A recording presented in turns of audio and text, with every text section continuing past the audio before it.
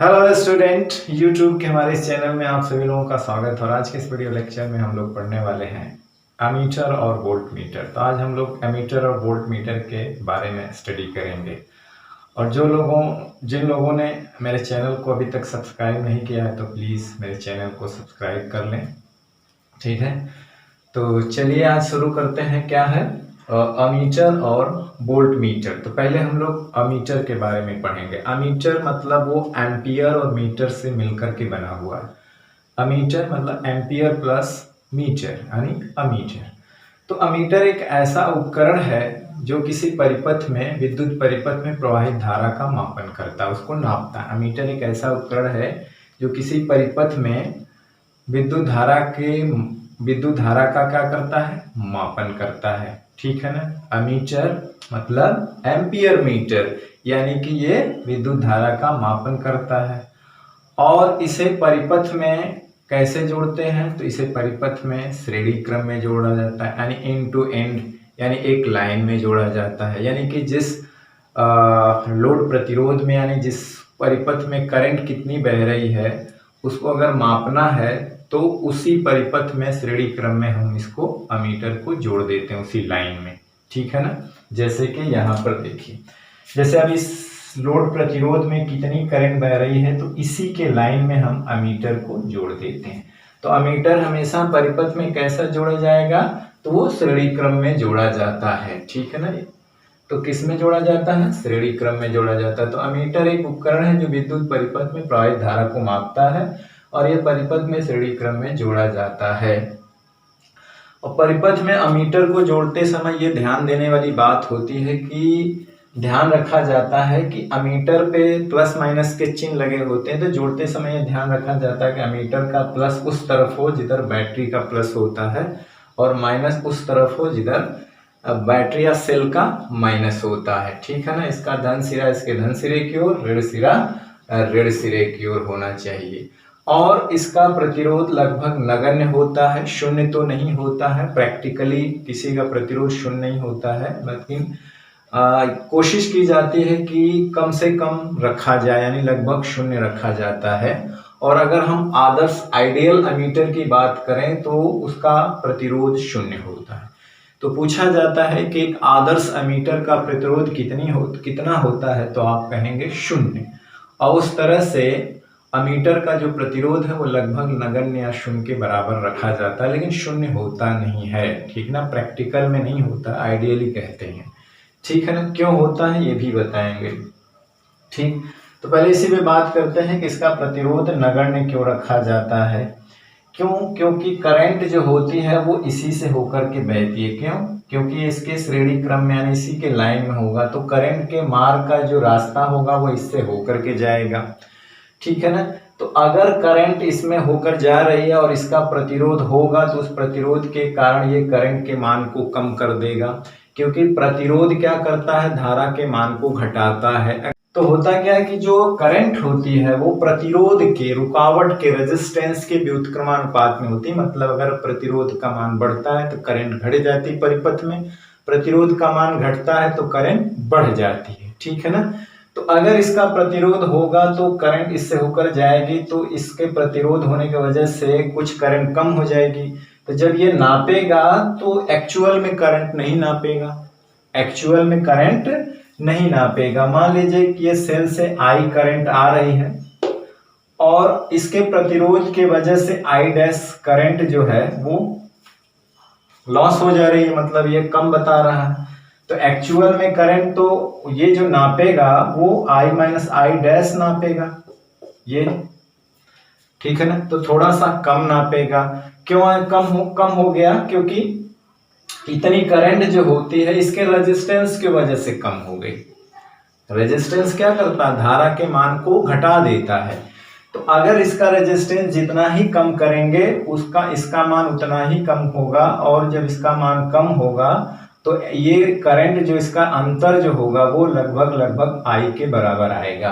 तो इसका मतलब है कि अगर हमें शुद्ध करंट नापना है तो इसका रेजिस्टेंस 0 होना चाहिए, लेकिन प्रैक्टिकली होता नहीं है। लेकिन कम रखा जाता है। क्यों? क्योंकि रेजिस्टेंस की वजह से करंट का मान कुछ इसके वजह से कम हो जाएगा, तो एक्चुअल में वो रियल करंट नहीं नाप पाएगा, ठीक है ना, इसीलिए कम रखा जाता है।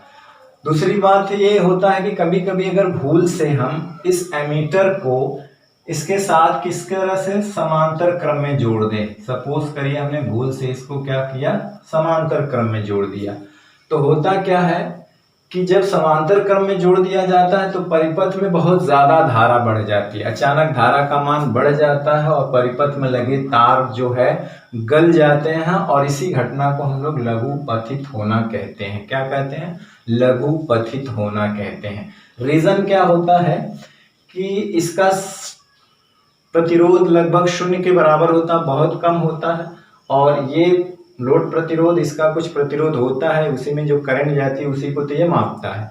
लेकिन एक कम प्रतिरोध जब किसी प्रतिरोध के साथ समांतर क्रम में जोड़ा जाता है तो जो रिजल्टेंट प्रतिरोध होता है वो और भी कम हो जाता है। तो लगभग अगर हम इस नगण्य प्रतिरोध को इसके साथ समांतर क्रम में जोड़ दिया जाए तो ओवरऑल जो रिजल्टेंट प्रतिरोध होता है वो एकदम कम हो जाता है, नगण्य मतलब अब 0 हो जाता है। तो जब रेजिस्टेंस 0 हो जाता है तो अचानक जो इसमें बहने वाली धारा होती है वो क्या हो जाती है, अचानक बढ़ जाती है। वो उस रेजिस्टेंस के वजह से कम रहती है, उतना रहती है जितना कि ये तार को न गला पाए, ठीक है ना। लेकिन जैसे ही रेजिस्टेंस कम हो जाता है धारा का मान क्या हो जाता है, अचानक बढ़ जाता है। धारा का मान इतनी ज्यादा हो जाता है कि ये तार जो इसमें होते हैं वो उसको गला दे इसलिए देते हैं कि जब किसी तार में ऊष्मा धारा बहती है तो तार गर्म हो जाता है, उसमें हीट प्रोड्यूस होती है। ये आगे हम लोग पढ़ेंगे विद्युत धारा का ऊष्मीय प्रभाव, तो उसमें अत्यधिक हीट होने की वजह से तार गल जाता है। तो जब भी दो रेजिस्टेंस पैरेलल जोड़े जाते हैं तो इनका रिजल्टेंट जो होता है कम हो जाता है। जैसे कि मान लीजिए हम 10 ओम जोड़े और यहाँ पे 5 ओम जोड़े, अब इनका हम रिजल्टेंट निकालेंगे तो सबसे कम जो होता है उससे भी कम आ जाएगा, बहुत 2 ओम आ जाएगा, ठीक है ना, या 3 ओम आ जाएगा। तो जाहिर सी बात है लगभग 0 प्रतिरोध है और ये प्रतिरोध है, इसका रिजल्टेंट 0 मतलब नगण्य से भी कम आ जाएगा। नगण्य 0 तो नहीं होता लेकिन अब 0 हो सकता है। तो इसका जब 0 जैसा ही होगा, करंट जो होती है वो प्रतिरोध के व्युत्क्रमानुपाती है, आर मतलब रेजिस्टेंस, जैसे ये कम होता है मतलब अगर ये 0 होगा तो करंट इनफाइनाइट हो जाएगी, इनफाइनाइट हो जाएगी मतलब इतनी ज्यादा हो जाएगी कि इतनी ज्यादा हीट प्रोड्यूस होगी कि वो तार को गला देगी। इसी घटना को हम लोग लघु पथित होना कहते हैं। क्या कहते हैं? लघु पथित होना। और लघु पथित का मतलब होता है शॉर्ट सर्किटिंग। शॉर्ट सर्किटिंग मतलब होता है कि करंट के जाने का मार्ग शॉर्ट हो जाए। तो जब करंट के जाने का मार्ग शॉर्ट हो जाता है तब भी करंट का मान बढ़ जाता है, ठीक है ना। और अगर करंट लंबे रास्ते से होकर जाती है तो करंट का मान जो है कम हो जाता है, क्योंकि तार लंबा होता है। तो अभी आगे हम लोग पढ़ेंगे कि रेजिस्टेंस लंबाई के भी समानुपाती होगा। तो अगर उसको अधिक रास्ता तय करना होगा, लंबाई ज्यादा हो जाएगी तो रेजिस्टेंस भी बढ़ जाएगा। तो जब रेजिस्टेंस बढ़ जाएगा तो करंट का मान कम हो जाएगा, क्योंकि ये बड़ा तो ये छोटा, करंट छोटी हो जाएगी। लेकिन अगर करंट के जाने का मार्ग शॉर्ट हो जाए मतलब छोटा हो जाए, यानी यल का मान कम हो जाए तो आर भी कम हो जाए। जब आर कम हो जाएगा तो करंट अचानक बढ़ जाती है। इसी घटना को शॉर्ट सर्किटिंग कहते हैं। और अधिक करंट के वजह से तार में अधिक हीट प्रोड्यूस होती है और जिससे कि आग लग जाती है। तो इस घटना को हम लोग लघु पथित होना कहते हैं, ठीक है ना। आगे हम जस्ट ओम्स लॉ पढ़ेंगे, प्रतिरोध की डिफिनीशन पढ़ेंगे, तो वहां पे आप ओम्स लॉ पढ़ेंगे तो ये आएगा, एक रिलेशन आएगा, ठीक है ना। तो इस रिलेशन से आप देख रहे हैं ये आएगा रिलेशन, ठीक। तो यहां से अगर V कांस्टेंट होता है तो IR नियतांक हो जाएगा। अभी आगे पढ़ेंगे तो IR नियतांक का मतलब होता है कि I प्रतिरोध के व्युत्क्रमानुपाती होती है, यानी अनुपात में व्युत्क्रमानुपात में होती है। कहने का मतलब है प्रतिरोध अगर बढ़ता है तो धारा घटती है, प्रतिरोध घटता है तो धारा बढ़ती है, ठीक है ना। चलिए, तो इन चीजों के बारे में आप अभी आगे डिटेल पढ़ेंगे, जिसका हम थोड़ा बहुत हमने बता दिया कि ऐसा क्यों होता है, ठीक है ना। अभी जो हम लोग प्रतिरोध और करंट विभवांतर में क्या रिलेशन होता है वो आगे पढ़ने वाले हैं हम लोग। ओम्स लॉ है रेजिस्टेंस किन किन बातों पे डिपेंड करता है, रेजिस्टेंस उत्पन्न कैसे होता है, तो वो चीज़ें हैं। अब ये जानिए कि रेजिस्टेंस यानी प्रतिरोध बढ़ने से धारा घटती है, प्रतिरोध घटने से धारा बढ़ती है। ठीक है, तो अमीटर का काम ये होता है, हमने इसको बताया। ठीक है, इसका स्क्रीनशॉट लेना हो तो ले लीजिए। अब हम लोग चलते हैं आगे, पढ़ेंगे वोल्ट मीटर क्या होता है और वो क्या काम करता है, परिपथ में उसे कैसे जोड़ते हैं। हम लोग पढ़ते हैं वोल्ट मीटर के बारे में। ठीक है ना, वोल्ट मीटर मतलब जो कि विभवांतर का मापन करता है। ठीक है ना, वोल्टेज का मापन करता है। तो वोल्ट मीटर एक ऐसा उपकरण होता है जो किसी विद्युत परिपथ के दो बिंदुओं के बीच का विभवांतर के मापन के काम आता है या मापता है। ठीक है ना, और हमेशा इन दो बिंदुओं के बीच ये समांतर क्रम में जोड़ा जाता है। जैसे फिगर, जैसे ये लोड प्रतिरोध है, रेजिस्टेंस है, यहाँ पे कुछ भी हो सकता है, जैसे फैन है, बल्ब लगा दो, कुछ भी यहाँ लोड लगा दो जो एनर्जी कंज्यूम करने वाला उपकरण होता है। तो वोल्ट मीटर, इसके सिरों का विभवांतर क्या है, तो जिसका नापना होता है उसी के समांतर क्रम में, ऐसे समांतर क्रम मतलब दो बिंदुओं के बीच ऊपर नीचे, यानी इसी के पैरेलल, देखने पैरेलल इस तरह से होना चाहिए, समांतर क्रम में जोड़ा जाता है। ठीक है, इस तरह से जोड़ा जाता है, तो ये इसी के सिरों का विभवांतर नापेगा। वोल्ट मीटर जोड़ते समय वही ध्यान देना चाहिए जो एमीटर का हमने ध्यान दिया था कि इसका जो प्लस सिरा सेल के या बैटरी के प्लस की तरफ होना चाहिए और माइनस सिरा बैटरी के माइनस प्लेट की ओर होना चाहिए। ठीक है ना, तो जोड़ते समय ये ध्यान रखा जाता है कि वोल्ट मीटर का धन सिरा सेल के धन सिरे की ओर तथा ऋण सिरा सेल के ऋण सिरे की ओर हो। ठीक है ना, दूसरी बात, इसका प्रतिरोध अति उच्च होता है, यानी कि ये वोल्ट मीटर का प्रतिरोध बहुत ऊंचा रखा जाता है। उच्च मतलब है कि अनंत। अगर आइडियल की बात करेंगे, आदर्श वोल्ट मीटर का प्रतिरोध होता है तो अनंत होता है, याद रखिएगा अनंत। ऐसा अगर पूछता है प्रश्न तो लिखेंगे अनंत, लेकिन आइडियल केस में होता है, लेकिन प्रैक्टिकली जो अनंत नहीं होता, लेकिन हम कोशिश करते हैं ज्यादातर उच्च रखा जाए। उच्च इसलिए रखा जाता है कि हालांकि थोड़ा सा एडवांस चीज है, आगे हम लोग पढ़ेंगे तो समझेंगे, इतना केवल जानिए। जैसे हमने अभी यहाँ अमीटर में पढ़ा था, अमीटर में जो क्या होता है कि जो करंट और रेजिस्टेंस एक दूसरे के उल्टे होते हैं।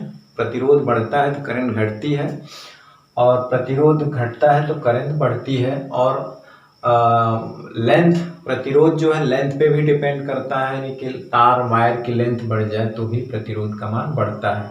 तो इसीलिए शॉर्ट सर्किटिंग में क्या होता है कि मार्ग छोटा हो जाता है, यानी लेंथ वायर की कम हो जाती है, तो वहां पे रेजिस्टेंस कम हो जाता है और करंट बढ़ जाती है, तो उसे शॉर्ट सर्किटिंग कहते हैं।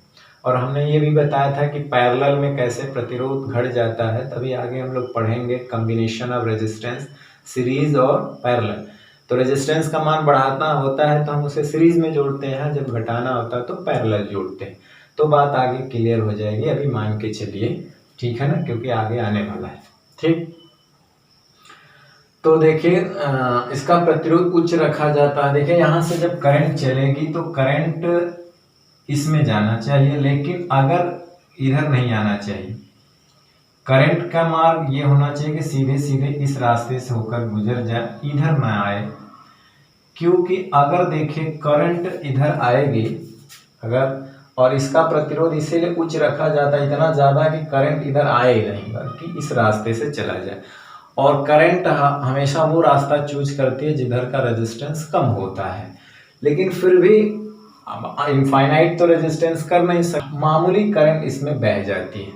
तो जब बह जाती है तो चूंकि इसका भी रेजिस्टेंस होता है और करंट भी आ जाती है, तो कुछ विभवांतर इसमें आ जाता है, यानी कि जो रियल विभवांतर नापना होता है वो कुछ कम नापता है। अब जैसे इसमें मान लीजिए आई डैश करंट आई, ठीक है ना, इसका रेजिस्टेंस जो है मान लीजिए आर है, ठीक है ना, ठीक है, आर डैश है, तो वी डैश, यानी कि अभी ओम के नियम में हम पढ़ेंगे कि जो विभवांतर होता आई इंटू आर होता है, जस्ट आगे बस इसी के बाद वाला टॉपिक है कि विभवांतर बराबर होता है धारा गुणे प्रतिरोध। तो देखिए अगर इसका प्रतिरोध उच्च है ही है और इसमें थोड़ी सी करंट बह जाएगी तो इतना विभवांतर ये ले लेगा, यानी कि विभव का पतन हो जाएगा। अब इसमें जो करंट आएगी वो मेन करंट मान लीजिए आई आ रही है और उसमें से आई डैश घटा देंगे। अब ये करंट आ रही है ना, अब मान लीजिए कि इसका रेजिस्टेंस आर है, तो इसका विभव क्या हो जाएगा, R into I minus I dash. तो रियल में तो विभवांतर ये होना चाहिए, जो करंट आ रही है और गुणे जो इसका रेजिस्टेंस है, तो ये रियल में विभवांतर ये होना चाहिए।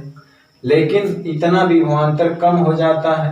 अब विभवांतर जो नापता है वो इतना नापता है, यानी कि इसका रेजिस्टेंस क्या है और इसमें करंट कितनी आ रही है, इनका गुणनफल नापता है। और इतना रेजिस्टेंस यहाँ पे खत्म हो जाता है, यानी विभवपात हो जाता है इसमें करंट आने के वजह से। तो इसीलिए इसका रेजिस्टेंस इतना हाई रखा जाता है कि इसमें करंट आए ना। अगर करंट नहीं आएगा तो विभवपतन नहीं होगा, यानी ये मैटर ही खत्म हो जाएगा। तो जब आई डैश जीरो हो जाएगी तो ये पूरा मैटर जीरो, तो टोटल यही हो जाएगा, ठीक है ना। नहीं तो इसके पहले क्या था, वी डैश के बराबर कम हो गया था, वी डैश के बराबर विभवांतर ये कम नापता है, इसीलिए आइडियल नहीं होता है। लेकिन इसीलिए आइडियल कब माना जाएगा, जब इसका प्रतिरोध अनंत हो जाएगा। तो हालांकि करीब करीब इतना प्रतिरोध उच्च रखा जाता है कि ये करीब करीब रियल के करीब वोल्टेज नाप देता है, रियल के करीब वोल्टेज नाप देता है, ठीक है ना। इसीलिए इसका प्रतिरोध उच्च रखा जाता है ताकि करंट का मान कम से कम इसके अंदर आए, ज्यादा से ज्यादा इधर के रास्ते से चला जाए, ठीक है ना। लेकिन फिर भी करंट जो है इसका प्रतिरोध इनफाइनाइट तो कर होता नहीं है, अनंत होता नहीं, तो कुछ ना कुछ करंट आ जाती है। तो जितना करंट आती है और इसके रेजिस्टेंस से गुणा के बराबर उतना विभवांतर कम नापता है ये, ठीक है ना। उतना विभवांतर क्या होता है, कम नापता है। तब वो अगर विभव वी डैश विभवपात हो जाता है तो जो विभवांतर नापने वाला वी डबल डैश होता है वो बी माइनस बी डैश नापा जाता है, क्योंकि कुछ इसके सिरों पे आ जाता है, ठीक है ना। तो इसीलिए उच्च रखा जाता है। अगर कोई पूछे क्यों उच्च रखा जाता है, इसीलिए कि विभव पतन ना हो इसके अंदर, इसीलिए रखा जाता है। टोटल करंट इससे होकर जाएगी तो आई इंटू आर, यानी यही विभवांतर नापेगा, ठीक है। तो इसीलिए इसका प्रतिरोध ज्यादा रखा जाता है। आइडियल केस करें तो अनंत, अगर इसका प्रतिरोध अनंत कर दें तो ये पूरा शुद्ध विभवांतर नापेगा, तब करंट इसके अंदर आएगी नहीं, टोटल करंट इधर से होके जाएगी, आई इंटू आर ये नाप देगा। आई इंटू आर ही हम लोग क्या कहते हैं, विभवांतर। जस्ट हम लोग आगे ओम का नियम पढ़ेंगे तो उसमें आपको ये बात क्लियर हो जाएगी कि विभवांतर बराबर होता है धारा गुणे प्रतिरोध, ठीक है। अब कहा है कि यदि भूल से वोल्ट मीटर श्रेणी क्रम में जोड़ दिया जाए तो अपने ही सिरों का विभवांतर नापता है। अब जैसे कि उसमें उल्टा था, उसमें वो समांतर क्रम में जोड़ा जाता, लघु पथन पथित हो गया था, शॉर्ट सर्किटिंग। अब देखिए अगर वोल्ट मीटर को अगर इसके श्रेणी क्रम में जोड़ दिया जाए तो अब इसका तो नापेगा नहीं, करंट इससे भी होकर जाएगी, पूरी करंट इससे होकर गुजर जाएगी, क्योंकि मार्ग एक ही मिलेगा। तो ये जो विभवांतर नापेगा, क्योंकि इसका खुद का रेजिस्टेंस है और इससे करंट होके जाएगी तो इसके रेजिस्टेंस इसके करंट में गुणा करेंगे तो ये अपने ही सिरों का विभवांतर नाप देगा, इसके सिरों का नहीं नापेगा। ये अपना खुद बताएगा कि मेरे सिरों का विभवांतर क्या है। इसीलिए किसी भी उपकरण का विभवांतर नापने के लिए वोल्ट मीटर को उस उपकरण के सिरों के समांतर लगाया जाता है, ठीक है ना। क्या लगाया जाता है, समान। श्रेणी में लगाएंगे तो वो इसका नहीं नापेगा, अपना नापेगा। किसका नापेगा, अपना खुद नापेगा, इसका नहीं नापेगा, क्योंकि इसका उच्च प्रतिरोध होता, करंट इसी से फ्लो के होके जाएगी। तो आई इंटू आर मतलब ये अपना ही नापेगा, इसका नहीं नापेगा। इसीलिए हमेशा कैसा लगाया जाता है, इसको समांतर क्रम में लगाया जाता है ताकि ये इसी का नापे। और उच्च क्यों रखा जाता है प्रतिरोध, क्योंकि इसमें करंट जितनी कम आएगी वो उतना ही शुद्ध नापेगा, ठीक है ना। तो ये था वोल्ट मीटर, ठीक है। तो आज हम लोगों ने वोल्ट मीटर अमीटर के बारे में पढ़ा। तो ऊपर की बात हमने यहाँ पे लिखा हुआ, आप इसका स्क्रीनशॉट ले सकते हैं। हमने ये जो समझाने की बात आई है, तो प्रतिरोध अनंत क्यों रखा जाता है वो, हालांकि ये बात थोड़ी एडवांस क्लास की है, हायर क्लास यानी इंटर में आप जाएंगे तो और डिटेल में इसको पढ़ेंगे, ठीक है ना। तो जो भी हाई स्कूल यूपी बोर्ड के स्टूडेंट है जो मेरे चैनल को देखते हैं या देखते हैं या पढ़ाई करने की कोशिश करते हैं, जो नए हैं और जिन्होंने अब तक मेरे चैनल को सब्सक्राइब नहीं किया है, तो प्लीज़ रिक्वेस्ट है कि वो मेरे चैनल को सब्सक्राइब करें, लाइक करें और ज़्यादा से ज़्यादा शेयर करें। तो आज का वीडियो लेक्चर हम यहीं समाप्त करते हैं और नेक्स्ट वीडियो लेक्चर में फिर आपसे मिलते हैं। तब तक पढ़ाई करते रहिए, पढ़ते रहिए। All the very best. Thank you very much.